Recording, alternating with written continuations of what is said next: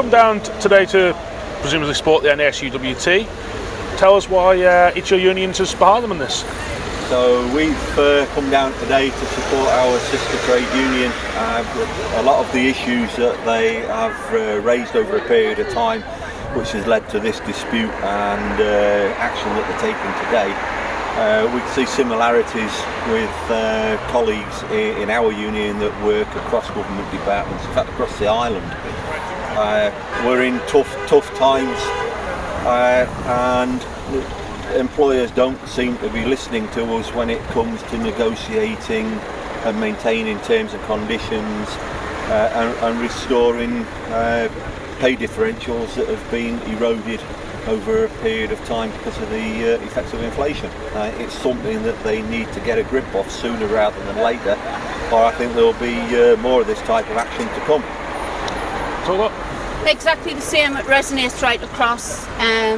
You may be aware that within other areas that we're doing peer negotiations that there is similarities across ballots. We have balloted many members right across all departments through last year as regards to peer, and if Treasury don't take notice of what's happening now, this will be a common occurrence.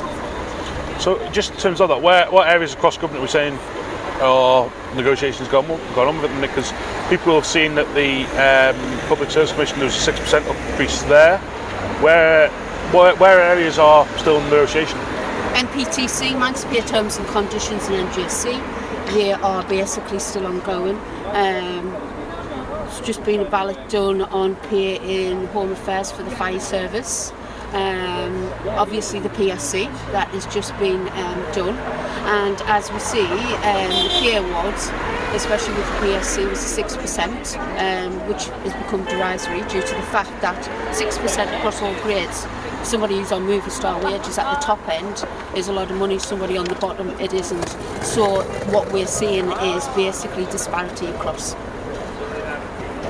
Yeah, I mean, talks are ongoing, as Debbie said, in health services. That may or may not be settled later this month. But I think the message that needs to go out very clear today from us for the future is we're only 3 months off. Next year, November this year, we're still talking about pay settlements that should have been applied last April. So 3 months' time, we're going to be back saying, what are you going to be doing next year? Because already we feel that we're going to be in a position where pay awards that we've secured this year that are already below inflation are going to be eroded further next year. So somebody in Treasury needs to come and talk to the joint unions about how they're going to restore the differentials that have been decimated and eroded over the past decade. We are, as I say, there are difficult times at the minute. That includes government finances. Do you think the money is there to afford pay rises at the minute? I think the money's there if they look for it. They can find money for special projects. I think it just needs a bit of forward thinking and thinking outside of the box. And that's something that's going to need to be done, because I do think there's a real danger that next year the type of action that we're seeing today will spread.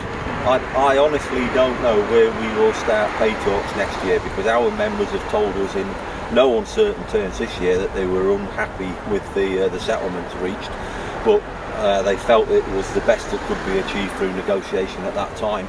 But they're telling us they're not prepared to step back and accept offers below inflation next year. And I think one of the things is that needs to reiterate, this isn't just about short term, this is about the long term future. This is about basically your teachers, your key workers.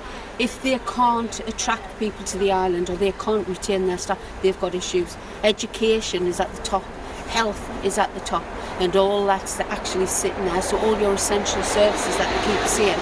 As I said very publicly after the pandemic, everybody was standing on a doorstep clapping, they're now slapping. So Treasury need to take heed, the departments need to take heed that this will be the normal if they do not get their act together.